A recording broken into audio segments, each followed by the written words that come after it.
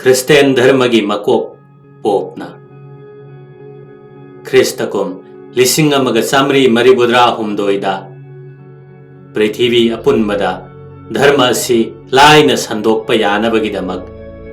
Christian धर्म चटलिबा lump पुमनमक अनी थोकना खाइदोकले हाइना मियामदा लाउथोकि मतम मदुदा स्पेन अमसुंग पोर्टुगल हारिबा यूरोप की लेबाक अनी असिना समुद्र की ख्वाइदगी फब जहाज सिंगी मपू ओइरी अमसुंग नोंपोक लमदा लन थुम अंगकपद लई हाइबा वारीदा गाउखिदुना लन थुम तानबदा लेबाक अनी असिना ख्वाइदगी हेना मंजिन थारमे समुद्र सिनब थुंगना कोइचत चलमे थेंगनरुब मफमदुदगी नमदुना लन थुम कया खोमजले लेबाक अनी असिदा पोपना खावांग अनेगी भापना साब परिंग लिंखलगा नोंचुप थंगब तंखाय अदुना स्पेन द थुंखी नोंपोक थंगब तंखाय अदुना पोर्टुगल द थुंखी मखोइना धर्म की मिंगदा कोइचत चतुना सुम चंगलकपदा ममैदा मरु मरांग निंगथीना हौरबा इस इंडिया इथत मपैदगी ख्वाइदगी हेना कनखी मतम मदुगी यूरोप की मी सिंगना मरु मरांग सिंग असि यामना पामने मसी सिजिनदुना सजिक चनिंगाई लेरक्त्रदुना सिरब सा कया लाइना हात पंगमे असिबा मसादु पुमथहनदना अमसुंग महाउ लेहन्ना मतम कुइना थंबंगमलमे यु सुंबगी थबक्तसो मरु मरांग सिंग असि यामना कनहले मरम असिदगी युमथोंग खुदिंगदा मरु मरांग यामना पैसिनदुना थंब पामलमे मरु मरांगी कारबार स्पाइस ट्रेड हाइना खंगनरिबा असि मतम अदुगी ख्वाइदगी हेना सेंदोंग लेबा कारबार अमा ओइरमे मरु मरांगी कारबार असिगिदमक यूरोप असि मैगै कयादगी संसिलकपा यारे मरु ओइना पर्शिया अमसुंग इजिप्ट लोमदगी लमदम मनी असिदि मंगोल अरब अमसुंग तर्क सिंगना खुदुम चलिबा मफम सिंगनी ईस्ट इंडीज नत्रगा स्पाइस आइलैंड हाइना खंगनरिबा ईस्ट इंडिया की इथत मपैदा चटननबा समुद्र की लंबी अमसु फालकपदा पर्शिया अमसुंग इजिप्ट की मी सिंगबो स्पेन अमसुंग पोर्टुगल ना यामना ताथी तावैना तवे अमांगता कया थोखले फिबम असिदगी स्पाइस आइलैंड सिंग पोर्टुगीज सिंगी मखुत्ता तारे लोइनना नोंपोकलोम की समुद्र सिंग मखोइगी ओइरे ख्रिस्ताब्द लिसिंग अमग चामरी मरिबुद्रा निपानदा कैप ऑफ गुड होप फाउरगा पोर्टुगीज सिंगी ख्वाइदगी थौना फरबा हिहोनब सिंगी मनुंगदा अमा ओइरिबा वास्को द गामा भारत यौरक्ले मतांग असिदगी ओरिएंट हाइना खंगनबा नोंपोकलोमदा कासिन कोया यौना यूरोप की मी सिंगना इथक इपोम नाइना चंगसिनबा हौरे तरा तरुक सुब शताब्दी की मयाई चलकपदा पोर्टुगीज सिंगना मथंग मथंग ओइना गोवा पर्शियन गल्फ तलैबा हरमुज मलाका अमसुंग चीना की मकाउ खुदुम चनसिनख्रे चही यांखै मुक्ति मखोइतना मरु मरांग कारबार की मपू ओइरे लंथुम यामना तानसिनख्रे ख्रिस्ताब्द लिसिंग अमग चमगा मरिबुद्रा मंगादा डच सिंग समुद्र की अचौब शक्ति यमा ओइरक्ले मखोई की जहाज मपई अमा स्पाइस आइलैंड सिंगदा इहान हाना लाक्तुना मरु मरांग यामना लौसिनबा ngamki थौदोक असिदगी थौना लिंगजेन फगलक्तुना पोर्टुगीज सिंगबु माइथीबा पीदुना भारत अमसुंग सेलोन की मफम कयादा मखोई की लानबन सागतपा ngamle लोइनना स्पाइस आइलैंड सिंग मखोई की ओइरे इंग्लिश सिंगसु डच की मतुंग कन्ना इनरे लिसिंग अमगा चाट्रुक की अरोइबा नुमित्ता मखोई की ईस्ट इंडिया कंपनी लिंखटखे कंपनी असिना सुमात्रा यौरक्तुना फैक्ट्री अमा लिंखटलरे लिसिंग अमगा चाट्रुक कुलहुमदोइदा डच सिंगना फैक्ट्री असि थुगाइखि लेरंबा इंग्लिश पुनमक खातोखि अमसुंग इंग्लिश की खोंफम यामना थुना हंदोखि भारतता मराइबक चांगयेंगनबा होनखे असुमना भारत का समनबा होरकपना चही अहुम हेना मरा तारे हानना लिसिंग अमगा चाट्रुक तरानिथोइदा ईस्ट इंडिया कंपनी ना निंगथौरेल जहांगीर के सूरत्ता ललोनफम बंदर अमा साननबा याथंग फंगबगा लोइनना अतई खुदोंग चाबा कया सु फंगखि मरुइना यानखिबदि अरब सागरदा पोर्तुगीज सिंगी हुरान चिंथीदगी भारत पु इंग्लिश ना ngak सेनगनी हाइबसिनि मदुगी मतुंगदा इंग्लिश सिंगना सूरत ता लैतादुना लेरे ललोनिति की थबक कनखले अमसुंग भारत के अतई समुद्र खोंगबान गी लमसिंगदा मित्येंग चंगबा हौरे मतमगी मतुंगिना मफम अहुम मद्रास बॉम्बे अमसुंग कलकत्ता मखोई ओइरे तरा तरेत सुब शताब्दी की ममैदा कंपनी की ललोलितिक सेंदोंग यामना लैरकले बेंगोलदगी लसिंग अमसुंग रसायन की थुम करमंडल खोंगबानदगी रेशम मलाबार खोंगबानदगी मरु मरांग अमसुंग गुजरातदगी निम इंडिगो ललोन पोतसिंग असि मपानदा थादोकपा ngamle ललोनिति की दमकता पुकनिंग चंगबदा नतना लम लमगी अंगम मथौ निंगथौ मचाना चिंगबगसु मुकनबा हौरकले थुनमक राजनीति की शक्ति पैसन याबगी खुदोंग चाबा लौरकले कंपनी की डायरेक्टर अमा ओइरिबा सार जोसिया चाइलना अनिंगबदु सेंगना फुंगदोरकले मतम पुनमकी ओइना इंग्लिश डोमिनेन अमा चाउना अमदि खोंफम चेतना थंबा याननबा सेंदान फम मरांग काइना सोइदना थंबा ताबने तसेंगनमक असासी ओइथोकपा याबगी फिबम सिंग लाकले लिसिंग अमगा सात्रेत सुपना तरेत्ता औरंगजेबना नोंगाख्रबा मतुंगदा मोगल साम्राज्य मचेत मसेत तारकले मखा तारकपा निंगथौसिंग मतिक चाखिदे लोइनना पार्सिया अमसुंग अफगानिस्तानदगी मखोइना थौना लैना लांदारखि निंगथौरेल की शक्ति सामलक्तुना लम लमगी लैंगाकपसिंगी मरनाई शक्ति असुम असुम हेंगलकले तसेंगबदि निंगथौरेल ममिंगतगी ngaire खुदोंग साबा सिलौदुना लिसिंग अमगा सात्रेत तरा तरेत्ता कंपनी ना ममिंग तोइना सेल खरा पीरगा बेंगोल सिनबा थुंगना अथिंगबा लैतना थबक चथरे थबकता हकथेंगना खिबसिंगसु मरनाई यामना इनाक खुनखरे लिसिंग अमगा सात्रेत यांखै तरुकता बेंगोल के नवाब सिराजुद्दौलाना इंग्लिश सिंगबो मखोइगी लैफम फोर्ट विलियम दगी मफम मरांग खंगदना किला यामना साजिला इ हाइदुना तांथोखि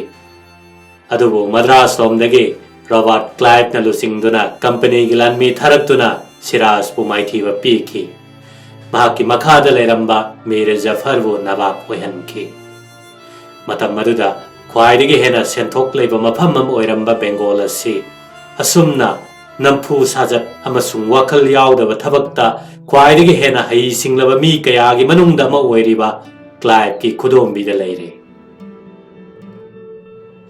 ललोनबगी कंपेंसेशन कया कंपनी दा पुक्सेल चाउना पिथोकलुबदगी नवाब की सरकार की ओइबा आय करिसु लेरक्त्रबनी हौजिक कमुक मिनुंगसी यावदना सुम सुमदुना लौरकपा हौरकले लिसिंग अमगा सात्रेत यांखै तरेत्ता मेरे जफरना लुपा कोटी अनि हेनबगी खुदोल पोट क्लाइव अमसुंग मागी मीदा पीबा तारे नमदुना खुदोल पोट थौबा हैबसी सही खुदिंगी चटनबी अमा ओइरकले लिसिंग अमगा सात्रेत हुंफुगी अदवाइददी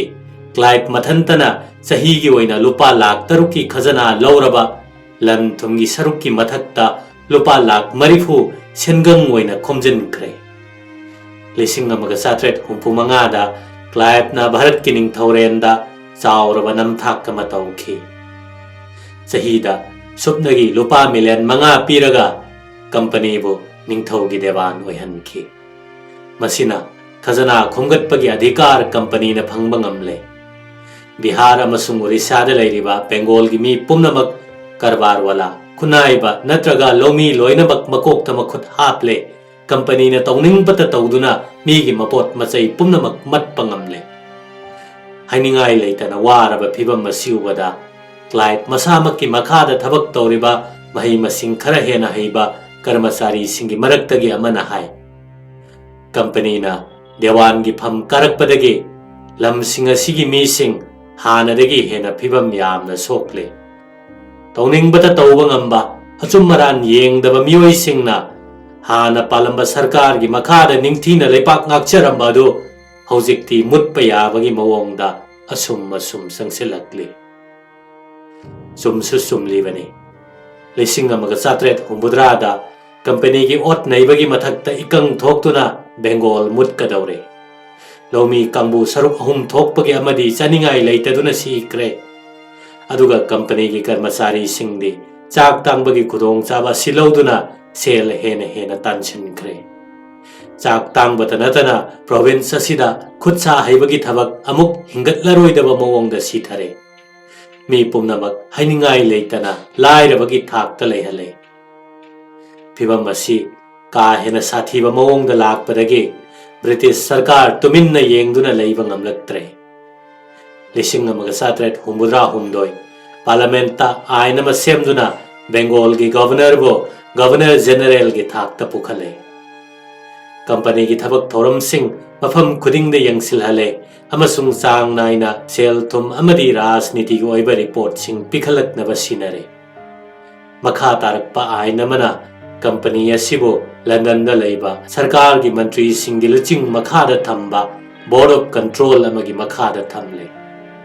पामलिबदी तौनिंग बदा तौरिबा करबार वाला की कांगलुप अमबो कुपना सेननबा मैनेजिंग एजेंसी अमा ओइहलकपने थबक असि अराइब ओइरमदे अदुबो अहानबा गवर्नर जनरल अनि वरेन हेस्टिंग अमसुंग लॉर्ड कर्नवालिस थबक ngamba हाइबदु ओइरे मखोइना लनाई करबार तौबसिंग नियम की मखादा चेतना पुनसिल्ले लोइनना शासन की निंगथीरबा कयातमा सेमगतपा ngamले कंपनी की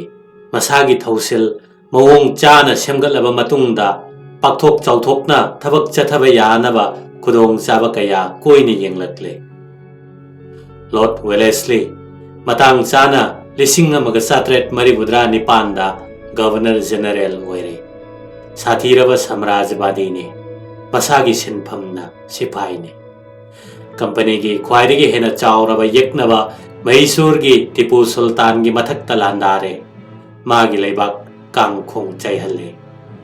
मसिदगी मथोई काखिदुना लांजंग मखा ताना चथरे कर्नाटक की लमदम पुनमक लौसिले लौनम तौदुना अवध तंखाई अमसु फंगले सब्सिडरी अलायंस कौवा यक्नबना लांदारकपदा मतेंग पिगनी हाइबा संधि मपाना हैदराबाद की निजाम अमसुंग मराठा की पेशवा कंपनी की खुदोंबिदा लेहले अमसुंग तेलबा सही तरेट की मनुंगदा लेपाक कसी सरुक अहुम थोकपगी अनीदी कंपनी की ओइरे भारत की अतई लेमहोबा लमसिंगसु कंपनी की ओइबा हाइबसी मतम ngaiहक ngaibagumबने मराठा सिंग लान हौरे अदुबु नमथै मखोई की मखुत्तगी राजस्थान लौसले लिसिंग अमगा चनिपान निफुहुमदोइदा सिंध लौसले लिसिंग अमगा चनिपान निफुमापनदा पंजाब लौरे असुमना 18 सुब शताब्दी की मयाई चलकपदा भारत वर्ष पुनमक ब्रिटिश साम्राज्य ओइरे ब्रिटिशना असुक थुना माई पाखिबसी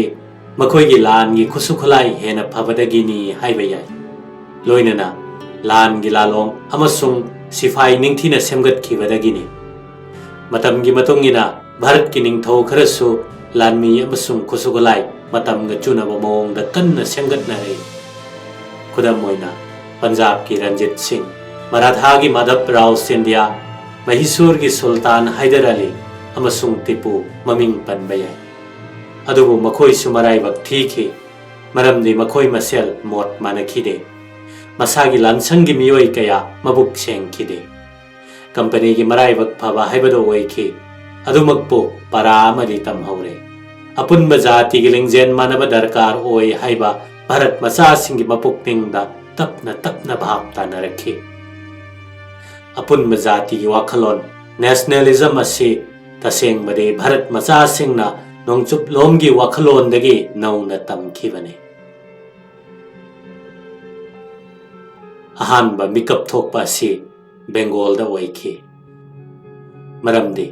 कंपनी का ख्वाइदगी कुइना तकनरकपसी बेंगोल ने 19 सुब शताब्दी की 2 सुब तंखाइदगी नहा ओइरिबा बेंगोली सिंह मरोइने हिंदू धर्म चटपा सिंह कंपनी की थबक तौननबगीदमक अंग्रेजी तंबा होरखि 19 सुब शताब्दी की होगलकपदा क्रिश्चियन मिशनरी सिंहना बेंगोल दा इंग्लिश स्कूल कया लिंखतनरखि कलकत्ता दा हिंदू कॉलेज लिंखतुना इंग्लिश की एजुकेशन पीबा होरकले मदुगी मतुंगदा ममिंग लेरबा संस्कृत की पंडित हॉस विल्सन ना कलकत्ता दा संस्कृत कॉलेज लिंखले कॉलेज असिदा थाइनगी हिंदू की मही मसिंग नैनबत नतना नोंगचुपलोम की विज्ञान सु तमहले बेंगोली नहारोल सिंह नौ नमित पंगलकले अंगक पथाजनबी अनोबो वाखलोन असुम असुम थंगथरकले खरनदी मसागी ओइबा पुंगनमक थादोक्तुना साहेब सिंह क्रिस्टियन धर्म लौबा हुनरकले खरा मना मसिगी ओना तैनबदा नोंगचुपलोमगिनी हाइरबदी इपाम पामनरमदे हानदगी हौना चनरकलब नतना अतई करिसु मखोइगी कोकता संगनिंखिदे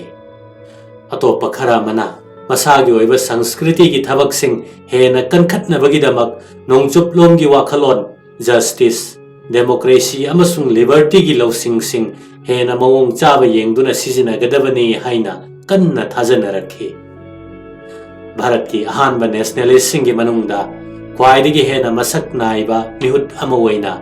राजा राममोहन रॉय थोरकले यामना ममिंग लैबा पंडितने लोन यामना खंगबा मी अमने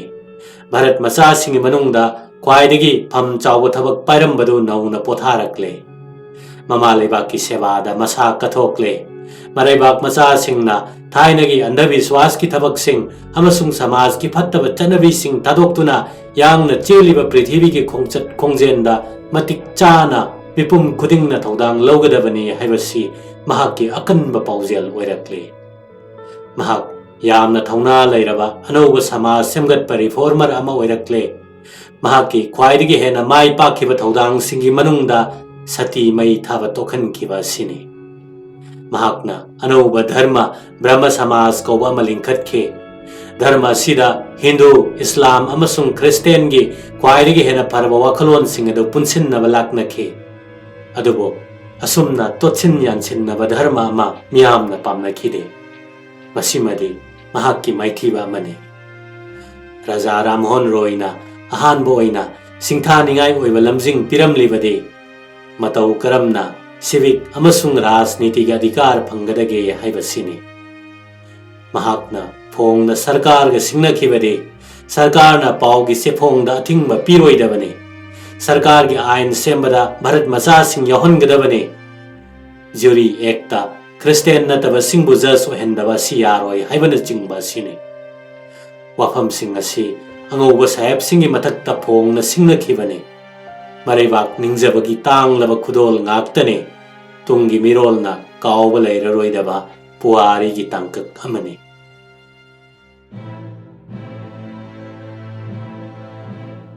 Restapta lising amaga chanipan nifunipan da Lord Dalhousina Bharat की गवर्नर जनरल ओइरे सही निपाल सुपना मरु ओइरब थौदोक कया थोखनखि अकनबा साम्राज्यवादीनी ब्रिटिश शासन की लमजिंग मैरा अमने कंपनी दा मकोक नोंजरबसु मसा मसा की लमदमदा मंगक कन्न पालिब निंगथौ मचा सिंग लक्षण बाहाइबसे महाक्य पामने सही तरुक की मनुंगदा हिंदू सिंग न पानब स्टेट तरे अमसुंग मुस्लिम न पानबा हिंदू की स्टेट अमा आयन अमसुंग धर्म की वा येंगदना नमदुना लौसेले हिंदू की स्टेट सिंगदा मचा पोक्तब निंगथौ मचा सिंग थेंगनरबदे मखोइने योक्चब मचा सिंग वाफम करीमत थवइदना कंपनी न शक्ति लौसेले अदुगा मुस्लिम स्टेट अवददि शासन निंगथीन तौदे हाइदुना मुल्लग लौसिनखे सत्याबा अमसुंग नागपुर लौसेलुबना मराठा सिंह सौहल्ले कंपनी बु कन्न सौगलंबा अवांग भारत मुस्लिम सिंह की अमत ngairaba शक्ति वैजरीबा अबदगी निंगथौ वाजिद अली साहबो मफम लौथोकलुबदगी दालौसीना मुस्लिम पुमनमक वरौ हल्ले झांसी की राजाना योक्चब मचाबो हिंदू की आयन यारबसु निंगथौ खुबम फंगब यारोय हाइरुबदगी मरिल लैरबी रानीबु थमोइना हल्ले लमन कुमनबगी सेम साधुना लैनखरे असुमना हानगी पेशवागी पोक्चब मचानुपा नाना साहेबता चनबीने यारबसु पेंशन पीरोय हाइरुबदा अतोप यक्नबा अमामुक मरु हुलहले पुमनमक कसिगी मथक्ता ममिंग तोइना सम्राट की पदवी फंगजरीबा बहादुर साहबो मुगल की अरोइबा सम्राटनी सम्राट की कोनुंगदा लेगदबसु महाकना लोइरे हाइना दालौसीना लौथोखे लौथोकलिबा सिना lam asigi misam praja pumnamakta khangamdaba awaba ama oihale mathangda English Baron singi thakta leiriba Bharat ki angam mathau oiriba abadagi kan thoraba talektar singda dalau sina mityeng changlakle makhoi gi lowing call singado masa masagi ni haina ain gi oiba che chang putho u hairakle makhoi gi ahal laman singna hana dakhan tawduna leiramba mafam sing oibana makhoi ayamana che chang puthok pangamnadre tanja si kudong chaba lawduna tha khanthana leiba miyoi kaya gi lam namduna lawsalle irang asidagi kiningai oiraba saktam kaya ohelakle British ki historian phawbana matam aduda tasengna kiningai ni haiki sahi kaya chupna mirol kaya lana mapa mapu yu oijaduna leiram laba lowing call pumnamakki aibo oiba che chang puthok pa haiba si oithokte leiram liba adutana matik chaba praman oipham thokpani koi mahumda chaina thillurabanina masana charang narakpa tarakpani tasengbadi oirakliba adu pulap namduna munbagumani masida karisu singna ningai leite adubu thangai sengbadi dalau sina tawriba thabak sing asi British na abada lawsalubadagi kanaba kaya phangkhiba du ningsing lagadi British ki oinadi mahakna yaifaba purakhrabani haiba yai dalau si hai singlaba administrator amane Bharata rail chalhalame telegraph ki khudong chaba purei chauraba ganga canal hole adubu Bharat masa singi mihulde mahakna karisu khangba ngamkhide mahakna tawriba thabak pumnamakna pak sanna maruaina awang Bharat ki lamsingda kihanba sauhanba amasung ki thokat hanba oina thokhanki lising amaga chanipan yankhai taruk ki anganbada mahak masamak yamna penjana England hanki thokriba thodok sing asidagi British ki sasanbu penadriba si ningthau macha singi amasung lawyam chaba singi da natte Bengal army da manungi oiba ungkhatnaba sathina hengalakle maram kayadagi ni maruina dalausina abadada akaiba kaya tawkhiba duni Bengal army chauraba lanmi khutpu amani makhoina Bangop Sagardagi Afghanistan ki sidai phawba British sasan ngak selibani company gi lanmi singi manungda khwaidagi chauribani amasung khwaidagi hena maru oiribani adubo lanmi sing adudi chahi kayadagi pendana leiraklabani maramdi tolop khajiktani pham kabagi khudong sabasu ipi dabani masigi mathakta landaduna lawsilloba mafam khudingda ahenba senfam allowance hek pirambadusu pakhata na pikhidrabani loinana commission tawrabasu tawdrabasu British officer singdagi makhoina ikaiba kaya nanglebani hawkhiba chahi kungi manungda officer sing asigi lamchat ki thak sathina hantaraktuna angauba officer khudingmakki hukum matam adudadi makhoina thausaraktrabani machinna thokna chai thangba horaklabani wakat kaya jingnaba leitana pikhatnaraklabani asiguma matang asidani dalau sina lakhiba mahakna Bengal army gi damak kari sukhanbi khide ahoina dum abadagi loyam chaba macha sing ot naibadagi amukka hena Bengal gi sipoi singbo tathi tawaina tawkhi sipoi sing asigi chamagi manungda nifu mukti loyam chaba sing asigi imung manunggi mioi ngaktani loyam chaba sing asi tanthokpada sipoi singi ijat amasung maral mathom hainingai leitana mangjari army gi makok thongba singnadi mamang maktada thokliba nungai traba thodok sing asi una kari su khangsan nakhide ahoina dom karem kathai nakhi lising amaga sanipan yankhai tarukta General Services Enlistment Act pass tawduna sipoi sing asi Bharat ki manung datana prithvi gi mafam amada hekta transfer tawba yahale Bengal army dadi Uttar Pradesh amasung Bihar na koliba mafam sing asidagi thak wangna leijaba Hindu singna ayamba thabak tawribani anoba ekasi ubada Hindu dharma bu singnaribani haina launare maramdi Burma da lan soknarunaba samudra landuna chatkani मुस्लिम की lump Afghanistan चलुगनी मफम अदुदा चारु थक्लुगदौरिबनी पुनमक अदु हिंदू धर्म ने Yadav चिंजाक ngaktani haina launare खरा लेरगा मुक्सु लाक्थोकले अनौब infill rifle की कार्टिस्टा okay अमसुंग सन की महाव सिजिनरगनी हाइना हाना सिजिनरंबदी मोम अमसुंग मना मसिंगदगी सुंग थाव सिंगने अनौब कार्टिस्ट असि चिन्ना चिक्कदबनी हाइब पावसिना हिंदू मुस्लिम अनिमकी सिपोई सिंगदा साथीना मी पाइहनकी मरमदी सन महाव सिंगबु हिंदू सिंगने यादबगुम ओकी महावसु मुस्लिम धर्म ने यादे महाव अनि असि सिजिनबा हाइबसे हिंदू मुस्लिम अनिमक्ता मांगथोकपिरिबनी हाइना लौनकी मसी तोखन बतंगाई फदे हाइना चप युंगना निंगदुना तांजा गाइदुना लेनकी सोक लिसिंग अमगा चनिपान यांखै तरुकता लॉर्ड डालहौसीगी महोत्ता लॉर्ड कैनिंगना भारत की गवर्नर जनरल होइना लाकले अनौब गवर्नर जनरल ना हाना पाव फंखिबगुम तौखी इंग्लैंड थादोकलमदाइदा पुकनिंगदा यामना चिंगनखी इफोंग फोंगना अवाब कया सोइदना थेंगनरुरगनी हाइना हाइरमखी हाइगुमनदना लिसिंग अमगा चनिपान यांखै तरेट की जनवरी थादा सिपोई सिंगना अनौब कार्टिस असि सिजिनरोय हाइरे चही असिगी मार्च थादा बराकपुर के लानमी रेजिमेंट अमना सिजिनरोय हाइरुबदगी दंदी तौरे मेगी तांग मापंदा मिरत कंटेनमेंट की सिपोई खरा अनौब कार्टिस असि सिजिनौ यादबदगी मसा मसादगी यूनिफॉर्म मुनखी चही तरा जेल दा थंबगी हुकुम थोखी मथंगी नुमित नोंगमाइजिंगने मिरत लैबा रेजिमेंट अहुमक खुलाई पाइदुना लाल हवे जेल दा थमखिबा बंदी सिंह थादोई ब्रिटिश ऑफिसर सिंह मंगक कक्तुना हाले अदुदगी दिल्ली रोमदा लाई मतम मदुदा दिल्ली ददी ब्रिटिश ऑफिसर अमत्त लेरमदे मफम अदुगी भारत मचा सिफोई सिंह मतेंग लौदुना शहर अदु लौसिले अदुगा बहादुर साहबो भारत की सम्राटनी हाइना लाउथोखी मतांग असिदगी सिपोई सिंगना लालहौबदगी मियामगी लालहौ सिपोई मिटिनी वरे भारत के अचौ असांग कयागी इमुंगदगी थोलक्पा मियोई सिंगना लमजिंगबा हौरे बहादुर साहगी मतुंग येनबा कांगलुप मसिंग यामखले